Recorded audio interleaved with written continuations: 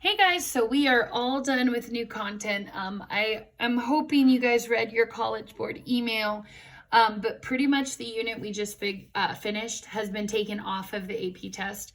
So basically what that means is that we're not going to test over that stuff because it's not going to be on the AP test anyways.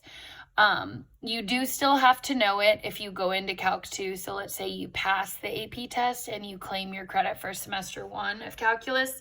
Then if you go straight into Calc 2, they would expect that you would at least somewhat know how to do all that volume stuff with cross sections and revolving and all that. Okay, but that means we get to start reviewing. So let's do it. So today we're going to talk about limits. Okay, tomorrow we'll talk about theorems. And then we will talk about what your homework's going to look like for that. So take a look at your graph over there to the side. It says, in the graph shown to the right, where is f continuous but not differentiable? So let's review the difference. Okay, continuous means that your graph has to be connected. Okay, differentiable means that you can't have not any cusps, corners, vertical slopes.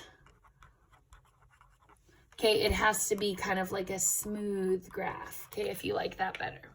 So let's take a look. We're going to check A, B, C, D, E. So A here. Okay, first question, is it continuous? Yes. Is it differentiable? No. Now let's check B.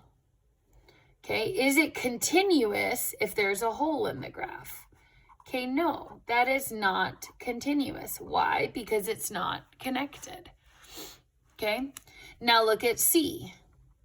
Okay, C is continuous because it's connected. I can draw that without picking up my pencil, is the way that a lot of pre-cal teachers will tell you. Okay, but then think about, is it differentiable? Okay, C is continuous and it's differentiable. They want me to pick one that's continuous but not differentiable. Okay, then your last point over here, D, notice there's a break in the graph. That's not continuous. And then your last point there would be E. And remember, even though it is continuous, it's continuous and it's differentiable. So if I want continuous but not differentiable, then I have to pretty much pick A. Okay. All right, so let's go on to the next thing. So we're looking at number 2 here. Whenever you have a limit going to infinity, that is when you should be doing Bobo, Botan, and Betsy. Okay, so in order for you to do that, though, you really have to kind of multiply it out. So on the top here, I'm going to have the limit as x goes to infinity. And then I'm going to multiply out to find what the highest power would have been. So if I do 2x times negative x, that's a negative 2x squared. Now, if you want to continue to FOIL that out, you totally can. Okay, but I don't really care about what comes after the negative 2x squared. I'm really only looking at that highest power. Okay, same thing on the bottom. So I'm going to do x times x. That gives me an x squared. And then I could continue to FOIL, okay, but nobody really cares because I'm really only comparing these two. Then I see I have a negative 2x squared versus an x squared. Okay, that makes it a BED-C. Remember, that stands for both equal divide coefficients. So I would do negative 2 over 1, and negative 2 divided by 1 is negative 2. Okay? All right, take a look at part B. Okay, this time x is approaching a number. So remember, the first thing that you should try is just to plug it in. Okay, so let's do that first. So if I do negative 5 squared plus 6 times negative 5 plus 5, negative 5 squared plus 7 times negative 5 plus 10. Okay, let's see how it comes out. So negative 5 squared plus 6 times negative 5 plus 5. On top, I got 0.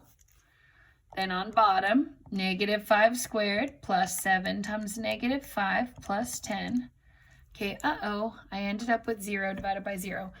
Now, the way that they're formatting the AP test now is it's going to be totally free response. So as soon as you write this down, nope, not allowed. Okay, you cannot divide by 0.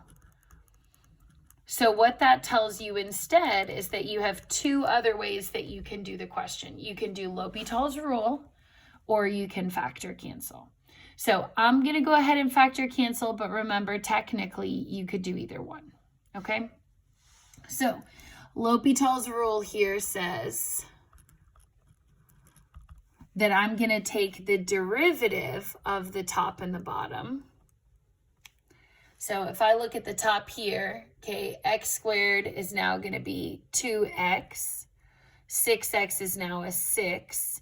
And then remember, the derivative of a constant is 0. Okay, then down here I have x squared plus 7x plus 10. Well, that would be 2x plus 7. And then now I can take that -5 and I can plug it in again. So 2 times -5 here on the top, plus 6, and then on bottom I have 2 times -5 plus 7. So I'm basically just reapplying that limit and plugging it in. So I end up getting 4/3. Okay, remember the other way that you could do that is that you could factor cancel. So I'm going to put here L'Hopital's rule or factor cancel. So I could take this top part and say, okay, well, if that's x squared plus 6x plus 5, I could break that down into x plus 5 and x plus 1. Then on the bottom, I need numbers that multiply to 10 and add to 7. I could do x plus 5 and x plus 2. And then when I notice that that x plus 5 is a common denominator in the top and the bottom, I can cross those out. And then I can apply the limit as x approaches -5. And so I do -5 plugged in here gives me -4. -5 plugged in here gives me -3. And then when I cancel those negatives out, bam, you still get 4/3, doesn't matter. Okay, so it'll give you the exact same answer. Okay. All right, let's jump ahead to number 3 next, please. So you have this equation right here. It's 5 plus 2 to the x and 1 minus 2 to the x. It is asking you for a horizontal asymptote. Remember that a horizontal asymptote is what happens as x approaches plus or minus infinity. Okay, so remember that your infinity, okay, is your asymptote to the right side of the graph. Your negative infinity is your asymptote to the left. So I need to find two limits. I need to find the limit as x approaches infinity of 5 plus 2 to the x over 1 minus 2 to the x. And I need to find the limit as x approaches negative infinity of 5 plus 2 to the x and 1 minus 2 to the x. Okay? So remember, that's what horizontal asymptote means, is that you're checking as x approaches both plus and minus infinity. Now, I want Bobo, Bot, and Betsy. So as x is going to infinity, I would look at this side, and I would say, okay, well, 2 to the x, that's going to infinity. Okay, then -2 to the x, that's going to infinity as well. Okay, which would mean that you would take your leading coefficients, that's the exact same power, and then you would divide that guy out. So you'd say, okay, well, if I have 1 on front and then -1 on bottom, that's going to divide to be -1. Okay, but for this side, it's going to work a little bit different. Let's see if you remember why. When x is going to infinity or negative infinity on an exponential function, remember that there's a special rule that goes with that. Okay, whenever you are applying a negative infinity in an exponent, that's going to take this term and turn it into a fraction. Okay, so here's what happens. On top, I'm going to have 5 plus 1 over 2 to the x. And then on bottom, I'm going to have 1 minus 1 over 2 to the x. Okay, so remember, the reason why is that I'm applying a negative number into an exponent. And there's a special rule that whenever your exponent is negative, that means it really belongs in the denominator. Now, since this 5 is here, I can't bring it down to this denominator, but I kind of turn it into like its own little fraction under a 1. Okay, then from there, we're applying Bobo, Bot, and Betsy. So take a look at this term. Okay, it's a 1 on top. It's a 2 to the x on bottom. That's a Bobo. That goes to 0. Same thing down here. I have a 1 on top. I have a 2 to the x on bottom. That's a Bobo as well. That's a 0. So then think about my final answer is that I have 5 plus 0 over 1 minus 0. Well, 5 divided by 1 gives me 5. So my first one came out to be a -1.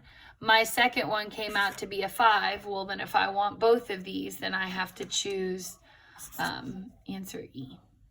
Okay, over here. Alrighty. Okay, jump ahead. Let's take a look at number 4. Okay, I have got to write smaller this time. So here's your equation. Okay, we are going to think about our different rules. So the first rule that I can do is try to plug in 0. So notice when I plug in 0 here, I'm going to do it on the calculator just to save some space. So open up my fraction, 5 times 0 up to the 4th, plus 8 times 0, quantity squared. Okay, then on the bottom, I have 3 times 0 to the 4th, minus 16 times 0, quantity squared. Okay, so just take a look at that. Your calculator says divide by 0. Think about why. When I plug this in, I'm going to get a 0 on top, 0 on bottom. That's no good. Okay, you cannot get 0 over 0. That is not allowed. So what I would have to do instead is either factor cancel or I can do L'Hopital's rule. Okay, remember, it doesn't matter which one you can do. I'm going to go ahead and do factor cancel this time because I thought it was a little bit shorter, but you could do either one. So let's take a look at this guy. So when I look at the top, I notice that there's a GCF. So I'm going to take out an x squared. Now let's see what's left over. So when I take x squared out of this term, I'm still going to have a 5x squared because it was originally 5x to the 4th. Then 8x squared, taking the 8 out now, taking the x squared out, now it's just a plus 8. Then off the bottom, I'm going to take out the x squared. And then out of the 3x to the 4th, that leaves me with a 3x squared. And then my minus 16x squared, if I take the x squared out, is just a minus 16. Okay, then remember, that's your limit as x approaches 0. And then remember, from there, what can I do? Well, I can look for that common factor. These x squareds are going to cross out. And then I can take x approaching 0, and I can plug that in to what's left over. So think about, if I have 5 times 0, well, that cancels out. I just get an 8 on top. And then plug in a 0 down here. 3 times 0 is 0, minus 16 is a negative 16. And then 8 divided by negative 16 is the same as minus a half. Okay. All right, take a look at number 5. Same kind of deal here. So first thing I'm going to try to do is plug in 2. So 2 squared on top is 4. 4 minus 4 is 0. Uh-oh. Okay, then plug in a 2 on bottom. 2 minus 2, what happens? Bam, 0. Do not leave this on your paper. Bad news. Okay, your life will explode. Don't do it. So that's when I notice I have 2 choices. I can factor cancel or I can do L'Hopital's rule. So let's say in this case I decide to factor cancel again. So I have x plus 2 and x minus 2 on the top. Okay, obviously that's a difference of squares. And then on the bottom I have 2 minus x. Limit x approach 2. Here's the problem. These don't match. They almost match, but they don't. No, they don't match. So what I can do to fix that, keep your limit in the front, is that I can leave the x plus 2 and x minus 2 on the top the same, but on the bottom, I'm going to factor out a negative 1. Here's why. If I take a negative 1 out of the negative x, now it's just a regular x. And then if I divide a negative 1 out of 2, that makes this a minus 2. Okay, so look at the bottoms here, and hopefully you can see these are the same. Okay, I can take the negative 1 out. That turns my x to a positive. That turns my 2 to a negative. And now these guys can eliminate. So then what's left over at that point is the limit as x approaches 2 of x plus 2 over negative 1. And now I can take that guy, retry the limit again. I'm sorry. So let's plug in the 2 there. 2 plus 2 is 4. Divide by negative 1 is negative 4. Okay. All right, let's take a look at the next one. So ideally in class, I would be giving you a couple minutes to try to work this out and giving you a nice little treat. Okay, but since we don't have that luxury right now, if you want to pause the video and give it a shot, you can. If you just want to watch me, that's fine too. So remember, 2 choices, factor cancel or L'Hopital's rule. Okay, here's why. 2 squared on top is 4. Oh, wait, crap. Okay. When I plug in 2 here, 2 squared is 4.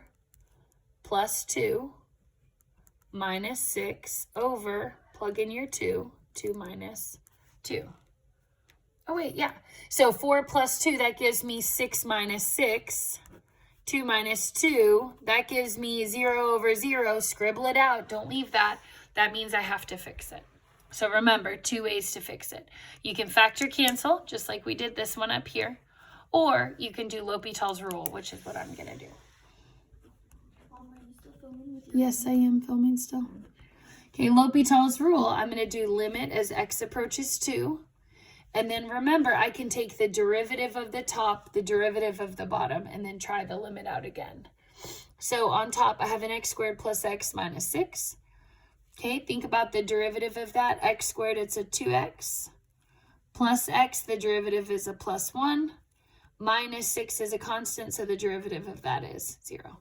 Then on the bottom, I have a 2 minus x. Well, the 2 goes away. Minus x, the derivative is minus 1. And then remember, once I take the derivative of this guy, I'm allowed to take x approaching 2, bloop, plug it in. So I'd have 2 times 2, which is 4, plus 1, divide by negative 1. That gives me 5 divided by negative 1, which is, bam, negative 5. Okay, now let's talk about when would you pick that the limit doesn't exist. Okay, the limit does not exist. Let's write this here. Limit DNE when L'Hopital's rule or factor cancel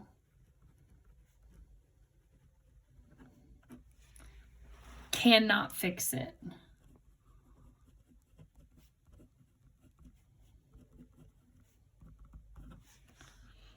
Okay, the limit doesn't exist when L'Hopital's rule and factor cancel cannot fix the divide by 0.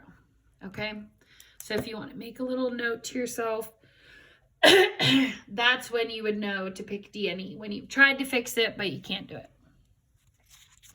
All right, let's go ahead and turn the page, please. All right, next one says identify the vertical asymptotes.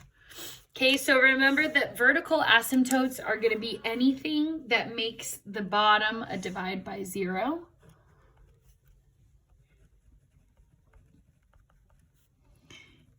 And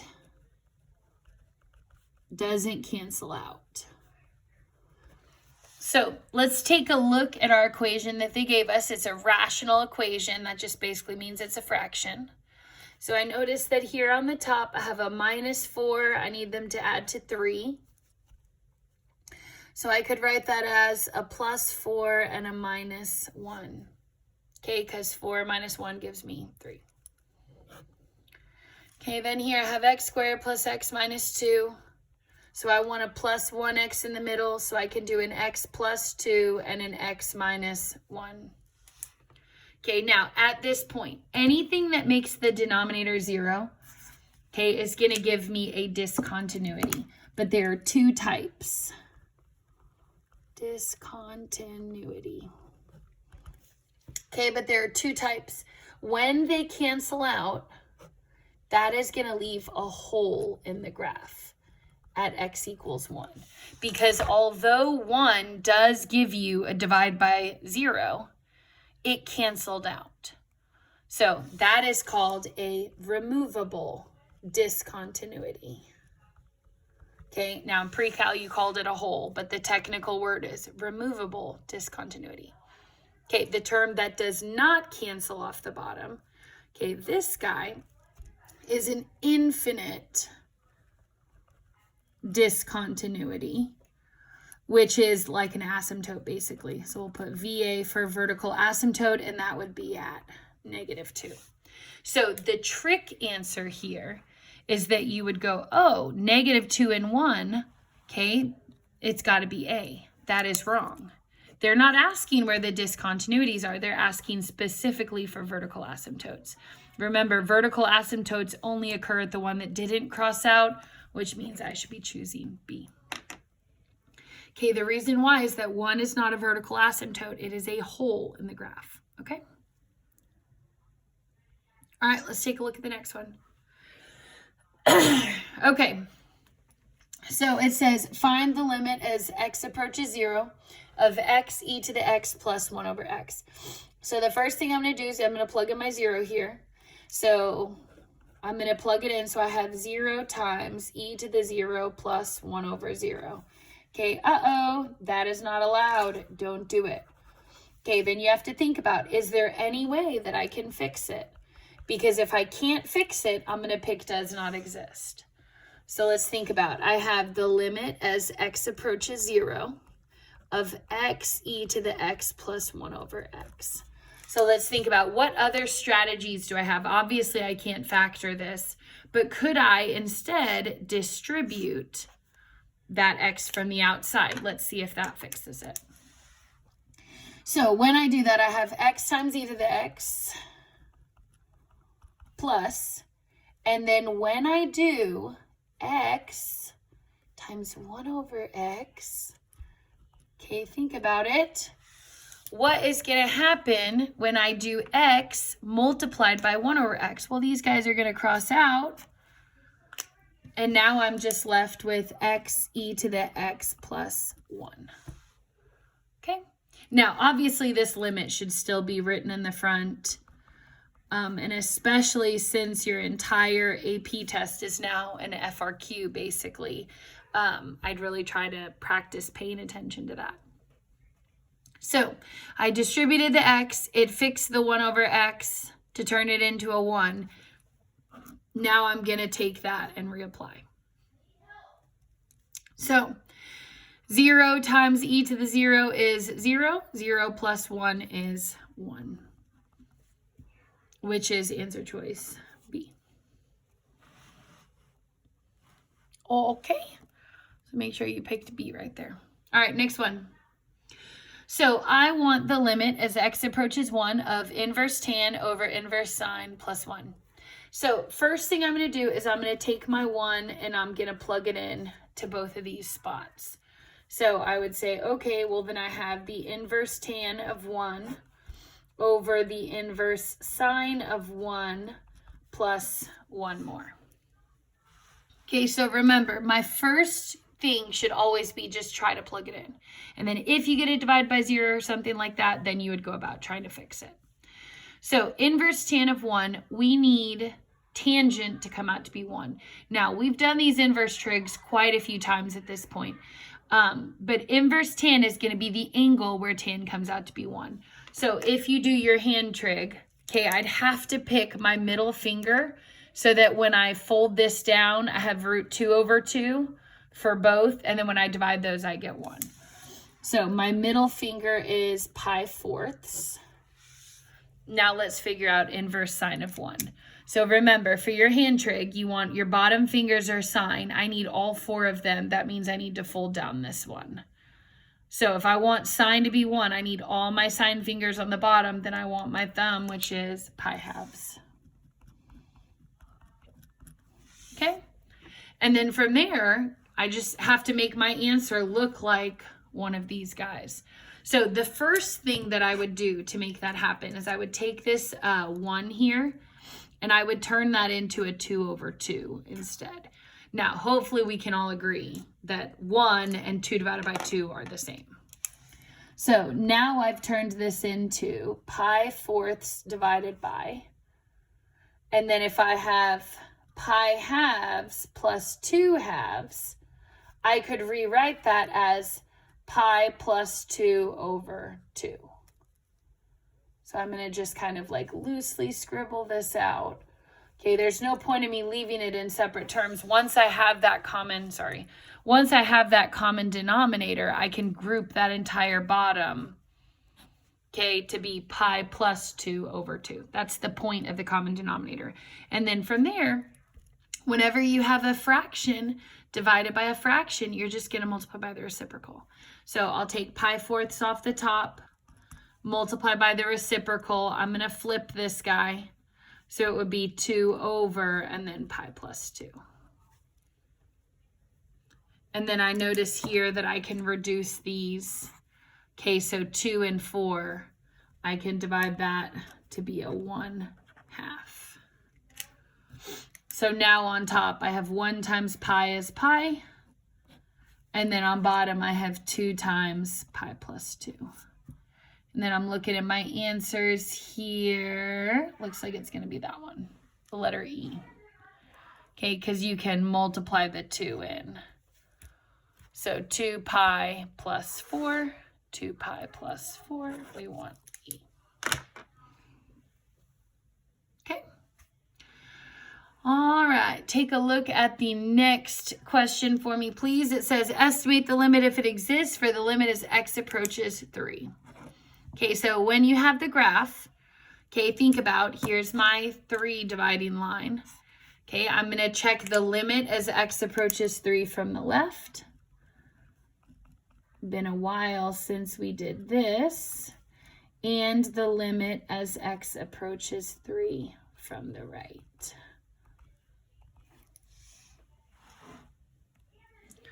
Then I would say, okay, well, if I'm only looking at the left side, remember this is your left side, this is your right side. If I only want the left side, I'm going to cover this part of the graph up. And I'm going to be like, okay, as I get closer to 3, what are my y values doing? They're staying right there at -1. So my left y value is a -1. Then when I want my right value, I'm covering up this side. And I'm going to be looking at my graph, which it looks like it's right here. You can't really see it because it's on the x-axis, but you get the idea. As I trace in, remember the left side is gone. I'm just looking at the right side. As I come in on this side, I can see my y value is staying right there at 0. And so if my left side is -1, my right side is 0, that means the limit does not exist, okay, when you're looking at a graph. Alrighty, go ahead and turn the page when you're ready. Next one.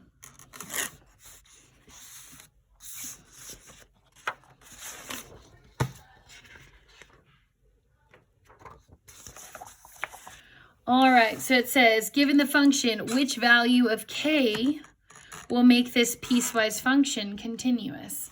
Okay, so remember that continuous means that you need your graph to be connected. Okay, what that means is that your left and right limits, okay, your left and right limits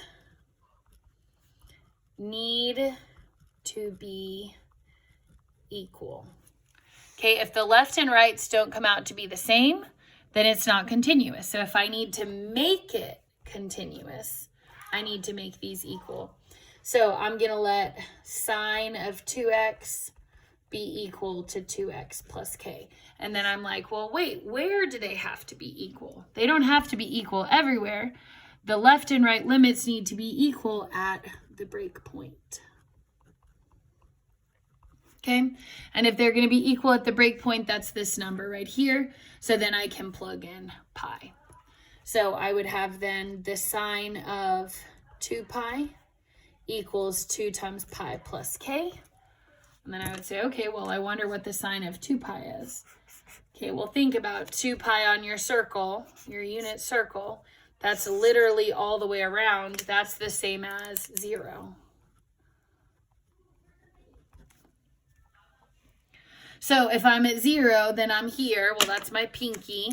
So I fold my pinky down, and then I have no I can't bend just the pinky. Okay, I have no fingers below this guy, so that's going to come out to be 0.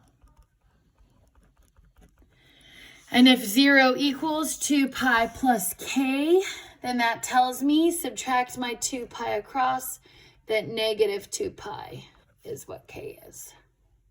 So it'd have to be answer A. Okay. All right. 2 left for today, and then you can finish out your notes tomorrow. Okay. So take a look at your next section. You have 2 graphs here.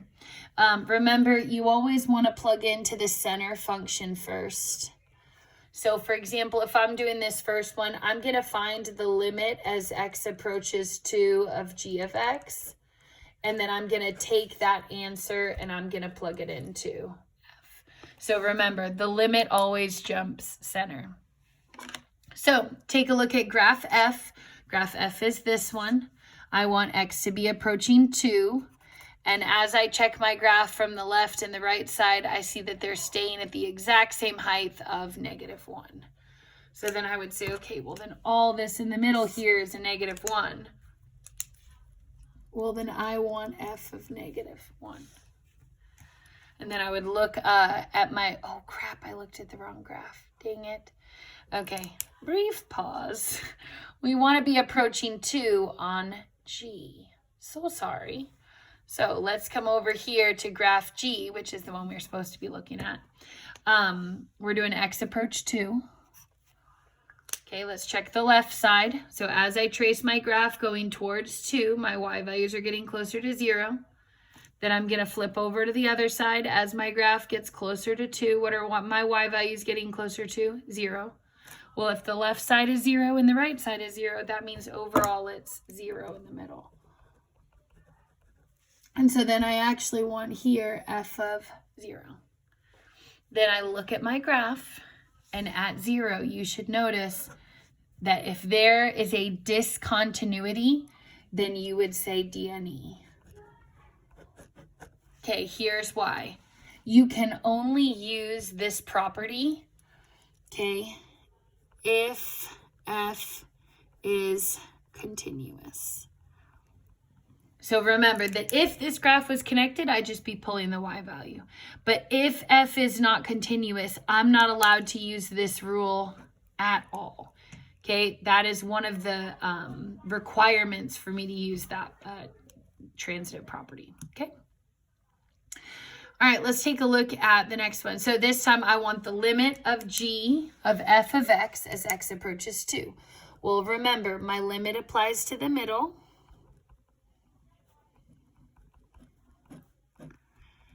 And then I'm going to find g of that value. So I'm working this limit out first. Ooh, this is the one that I just did backwards last time. So as I approach 2 on the graph of f, so remember f is here, here's 2. As I approach from the left, I'm staying at -1. As I approach from the right, I'm staying at -1. Then that means that this middle part is a -1. Then I want g of -1. I come over here to my graph of g at -1. My y value is 0. But notice, why am I allowed to use that property here? Because my graph is connected. Okay, and when it is continuous, then you're allowed to use this property. But when it's not, that's breaking the rule. Okay?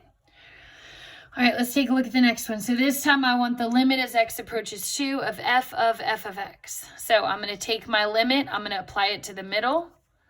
So I'm going to find the limit as x approaches 2 of f of x.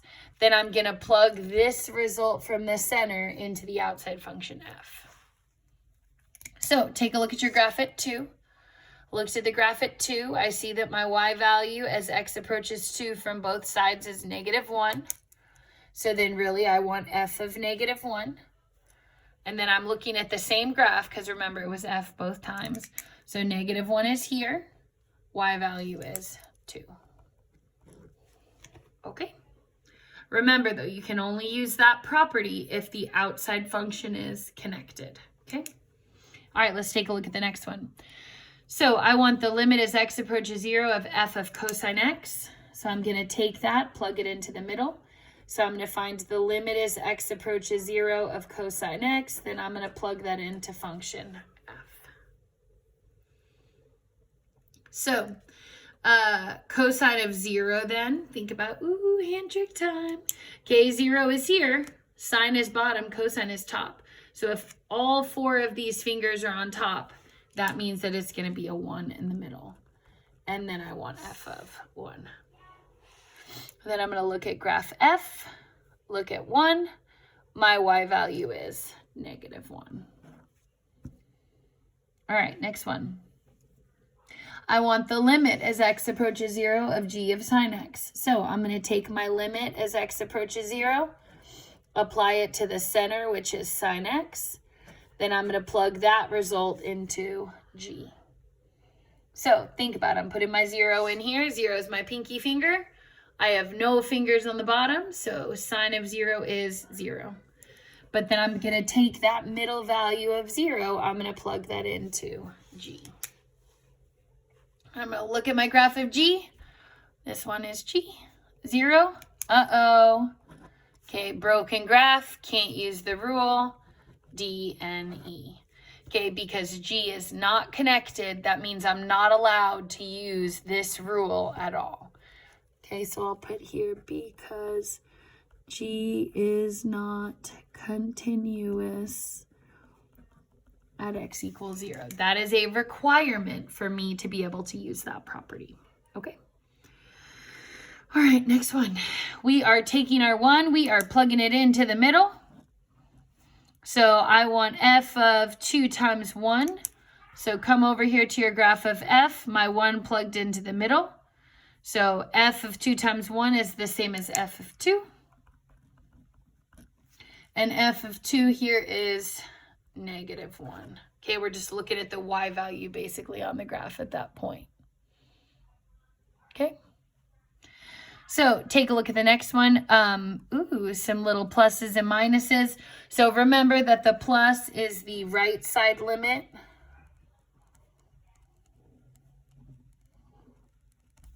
And the minus is the left side limit. Okay. So if I want to check out the right side limit of f, remember that means I'm going to cover up the left side. So as I come in towards 0 on the left side, I can see my y value down here is -1. Okay, but then a left side limit with the negative, I'm going to cover up this side and then look at what my graph is approaching. So as I get closer to that break point, I see my right side is coming to the origin, which is 0. Last one, as x goes to infinity, that is the definition of horizontal asymptote. Okay, or your pre-cal teacher might have called it the end behavior of the graph. Okay, so I would basically just be looking at the end of the graph of G to see where is it going. Is it going towards a specific number or is it just kind of going off randomly? So if I look at my graph of G, okay, as x goes to infinity, what's happening to my graph as x continues to go to infinity? Well, my graph is just going up and up and up and up forever and ever and ever. So that makes that DNE. Or remember, you're allowed to put infinity because your graph is pointed up. Okay, you could do either one though. You could put it DNE because technically it's not approaching a number, or you could put infinity because your graph is going up forever. Okay, good job, proud of you.